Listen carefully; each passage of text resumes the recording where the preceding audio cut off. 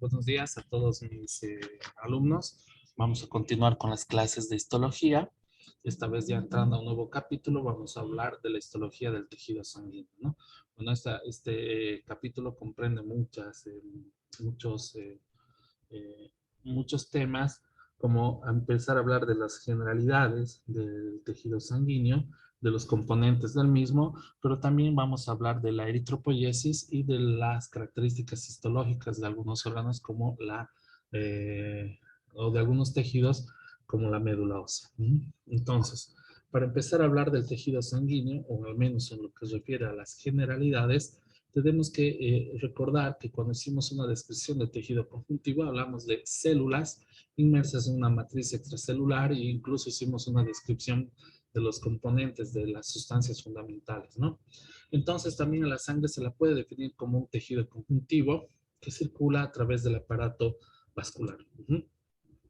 ¿Por qué? Porque al igual que los demás de los tejidos, a los demás tejidos conjuntivos, la sangre está formada por células y un componente extracelular líquido cuyo volumen de este líquido supera al de las células, ¿no? Dentro de las generalidades tenemos que mencionar que el volumen total de la sangre es aproximadamente de 6 litros, lo que va a determinar un 7-8% del peso corporal. Todos sabemos ya que la sangre es impulsada a través del aparato cardiovascular por la acción de bomba que ejerce el corazón y para llegar a los otros tejidos eh, con el fin de transportar oxígeno, ¿no? Pero en sí la sangre también va a tener otras funciones, ¿no? La más conocida es el transporte, perdón, de sustancias nutritivas y oxígeno hacia las células, ya sea de forma directa o indirecta. También va a intervenir en el transporte de desechos, como sería en este caso el dióxido de carbono desde la célula, en la distribución, por ejemplo, de algunos agentes humorales como hormonas, otras sustancias reguladoras de las células y de los tejidos en general.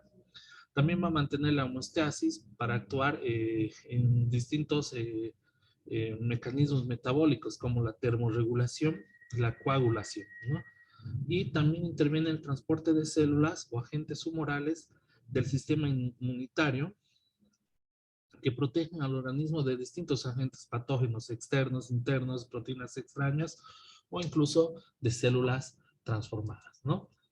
Pero bueno, antes de empezar a clasificar o hablar de las características de las células que componen el tejido sanguíneo, vamos a hablar rápidamente de lo que es el plasma, ¿no? Y su composición. El plasma, como les había acabado de mencionar, es un material extracelular líquido que le va a impartir la fluidez que tiene la sangre, ¿no? El volumen relativo de células y plasma es alrededor de un 45 y 55% respectivamente, ¿no? Siempre a favor en cantidad a favor del plasma. Incluso hay un estudio laboratorial que es el hematocrito, que sirve más o menos para porcentualizar la cantidad de plasma y de elementos formes, ¿no? O celulares de la del tejido sanguíneo. Entonces, eh, eh, también sirve para mantener la osmolaridad y un pH óptimo en la sangre eh, para que pueda intervenir en distintos mecanismos metabólicos celulares, ¿no? El plasma en sí es un material líquido proteico que está compuesto principalmente por 3 tipos de proteínas, ¿no? ¿Cuáles son las proteínas que componen el plasma?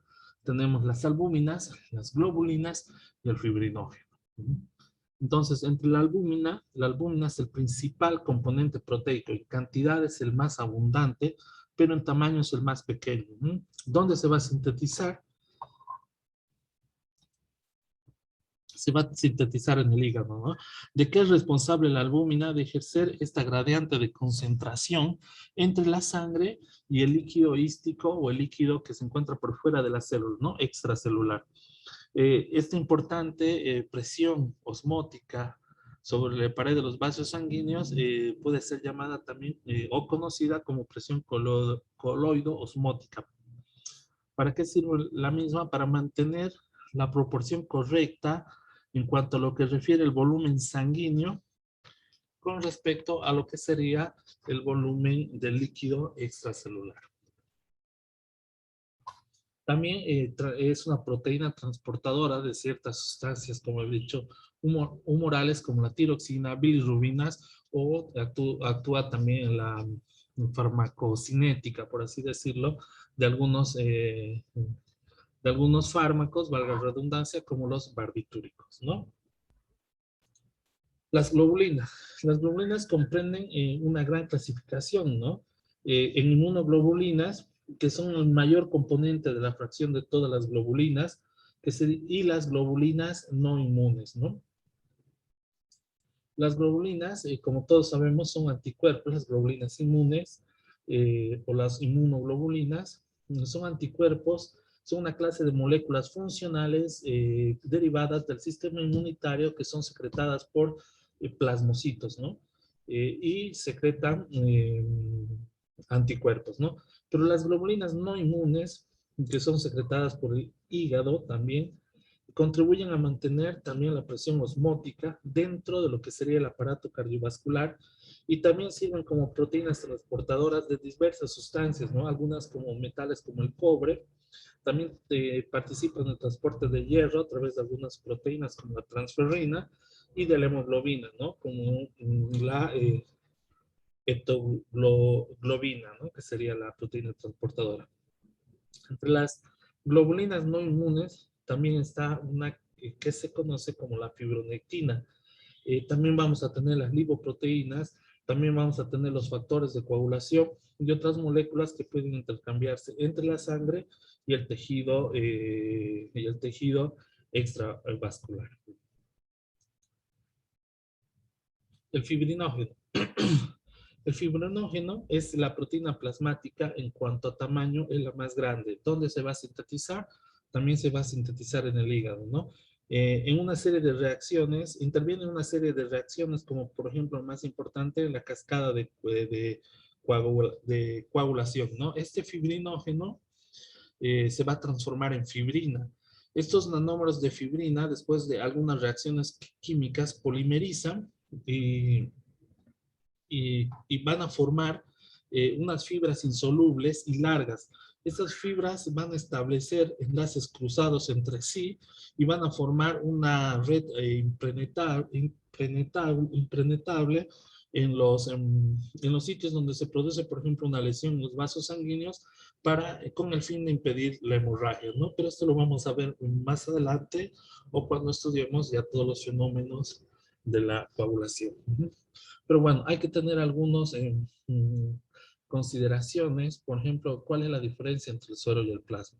El suero es igual que el plasma sanguíneo, excepto en que está desprovisto de factores de coagulación.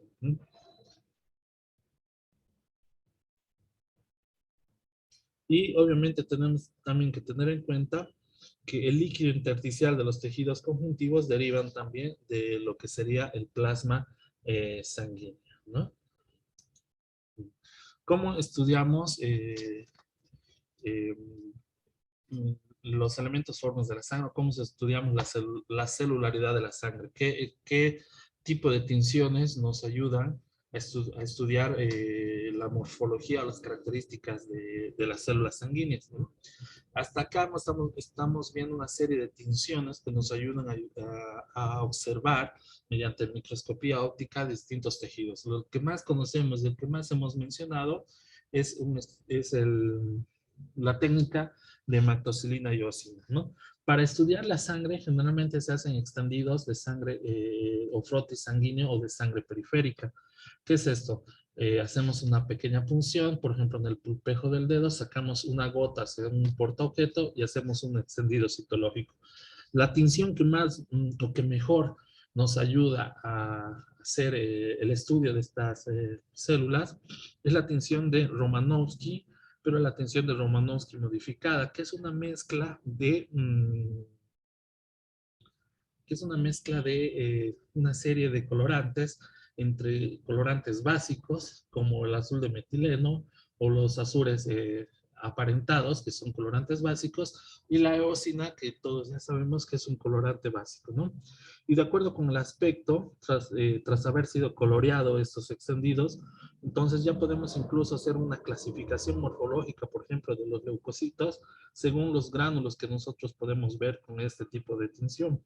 Y entonces ahí ya los podemos dividir en granulocitos y agranulocitos, ¿no?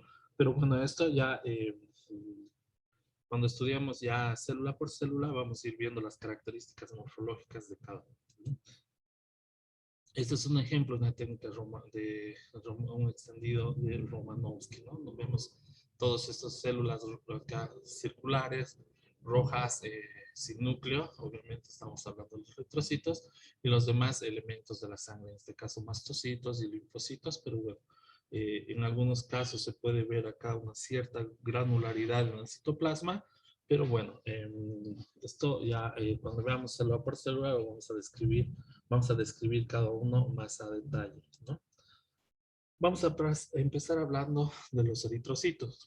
Los eritrocitos siempre se han definido como discos bicóncavos y anucleados, ¿no? Los eritrocitos, obviamente también conocidos como hematíes, son productos celulares anucleados que también carecen de organelos típicos que conocemos en las células, ¿no? Actúan solo dentro del torrente circulatorio, o sea, no van a actuar fuera de él, ¿no? En donde fijan oxígeno, obviamente a la altura de los pulmones, para entregarlos a los tejidos y de ahí van a fijar el dióxido de carbono para llevarlo hacia los pulmones para que luego sean expulsados, ¿no? Su forma es de un disco bicóncavo, como acabamos de mencionar, mide un diámetro de entre 7 u 8 micras, un espesor de 2.6 micras y en su borde hay un espesor de 0.8 micras en su centro, ¿no? Esta configuración que tiene el eritrocito le confiere una mayor cantidad en cuanto a su superficie en relación en su volumen total. Este atributo es importante o le va a ayudar para lo que significa el intercambio gaseoso, ¿no? Y tiene una vida media de aproximadamente unos 120 días, ¿no? Esto es lo que les quiero explicar. Este es el disco bicóncavo y tiene estas medidas y estas características que le van a que le van a permitir hacer el intercambio en este cambio, el intercambio gaseoso, ¿no? La forma de los eritrocitos es mantenido por sus proteínas de membranas y su citoesquelético, ¿no?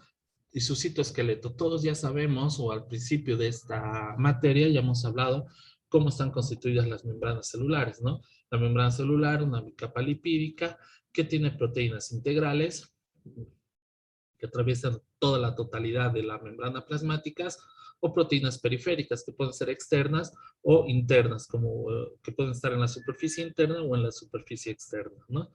Entonces, es acá donde las proteínas juegan un papel importante en el eritrocito junto a todo el citoesqueleto del eritrocito, ¿no? Entonces, si hablamos de proteínas integrales de membrana, que son la mayoría de las proteínas que están en la bicapa lipídica y que se agrupan en dos familias principales. ¿Cuáles son estas dos familias principales? Las glucoforinas y la proteína en banda 3, ¿no? La glucoforina C es un miembro de la familia de las glucoforinas y desempeña un papel importante en la adhesión de la membrana celular a toda la red proteica y del citoesqueleto subyacente que tiene el eritrocito. Y la proteína en banda 3 fija la hemoglobina y actúa como un sitio de anclaje adicional para muchas otras proteínas del citoesqueleto. Y las proteínas periféricas de membrana, que generalmente están en la parte interna de la membrana, o en la superficie interna de la membrana celular, se organizan formando redes, o unas redes o bidimensionales, mejor dicho, en forma de lámina sobre lo que sería la superficie citoplasmática, repito, interna de la membrana celular. Esta red es de ubicación obviamente paralela a la membrana y está compuesta por una serie de proteínas periféricas. Las más conocidas serían la espectrina, la actina, la banda 4.1, la ductina, la banda 4.9, y la tropomiosina, ¿no? Estas serían las, por así decirlo, las, las proteínas periféricas de la membrana, ¿no? Acá en este gráfico ejemplificamos, acá tenemos, si sacaríamos un pedacito de la membrana del eritrocito y si la vemos en su superficie interna, vamos a ver todas las proteínas que acabo de mencionar, que junto a las proteínas integrales de la membrana van a formar estas redes bidimensionales que van a estar unidas o sujetadas al citoesqueleto de la célula y que van a actuar o van a tener un papel muy importante en cuanto a lo que se refiere a darle la forma a la célula bicóncava, como habíamos mencionado, la forma de discos bicóncavos para que la sangre, para que el eritrocito pueda cumplir su principal función, que es la de transportar oxígeno, ¿no? Las alteraciones en este tipo de proteínas, sobre todo en las proteínas periféricas, pueden dar lugar a algunas alteraciones en cuanto a la morfología del eritrocito, ¿no? Por ejemplo, algunas alteraciones conocidas como esferocitosis y eliptocitosis, ¿no? O sea, que son características en la morfología del eritrocito debido a algunas alteraciones en las proteínas periféricas de la membrana celular. Bueno, entonces, aparte de todas estas proteínas, tenemos que tener en cuenta que los eritrocitos contienen hemoglobina. Una proteína, que es la hemoglobina, es una proteína especializada en el transporte de oxígeno y de dióxido de carbono. Entonces, todos sabemos que los eritrocitos transportan oxígeno y dióxido de carbono unidos a sus proteínas de hemoglobina. Cada uno de los nanómeros que forma la hemoglobina, que es una proteína tetramérica, ahora les voy a explicar por qué, tiene una composición y una estructura semejante también a la mioglobina, que es la proteína fijadora de oxígeno a nivel del músculo, pero del músculo estriado, ¿no? Dentro de los eritrocitos hay una gran concentración de esta proteína hemoglobina, que es la causa también a veces que le da esa tinción, así bien eosinófila, o que nosotros podemos verla por microscopía óptica, y si usaríamos la microscopía electrónica, incluso podríamos visualizar cierta granularidad del citoplasma que le confiere la presencia de este tipo de hemoglobina, de este tipo de proteína que sería la hemoglobina. Entonces, la hemoglobina, ¿cómo está compuesta? ¿No? La hemoglobina está compuesta por cuatro cadenas polipépticas o polipeptídicas, conocidas como globulinas. ¿Cuáles son? La alfa, beta, la gamma y la delta.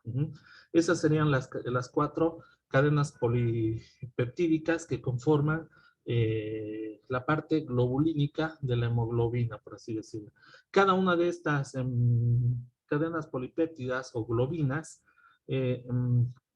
forman un complejo con un grupo hemo que tiene el hierro, ¿no?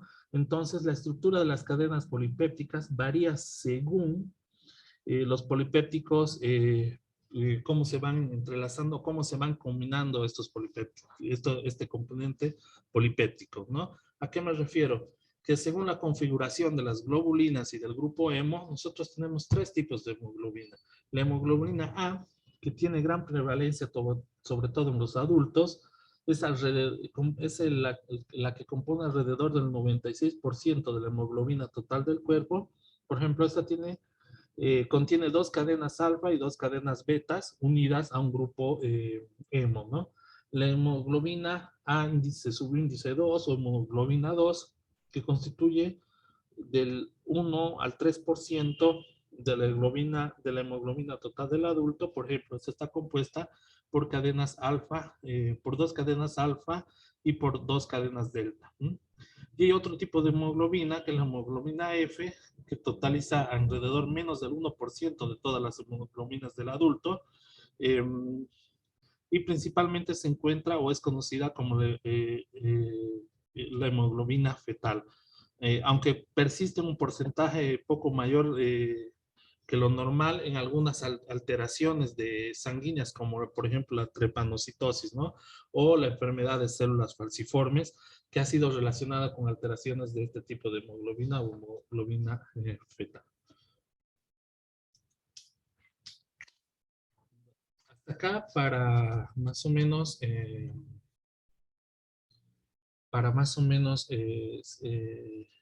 hacer un resumen de lo que son las características generales de la sangre, el plasma y el primer elemento celular que acabamos de estudiar, que serían los eritrocitos. Para la siguiente clase vamos a hablar de todos los componentes de la serie blanca, de los leucocitos y de su clasificación, ¿no? Para ya posteriormente entrar ya en lo que sería la hematopoiesis, ¿no? O cómo o de dónde derivan este tipo de células. Gracias por su atención. Como saben, cualquier pregunta a través de los comentarios para mis alumnos o a través de nuestro grupo de WhatsApp, pero igual como comentario, entonces para hacer un repaso de lo que acabamos de estudiar, quiero que en el comentario me pongan cuáles son los valores normales de un hematocrito para un hombre y para una mujer, cuáles son los valores normales en un hemograma completo de lo que son los glóbulos rojos y de toda la serie blanca. Bien, muchas gracias por su atención y nos vemos en la siguiente clase.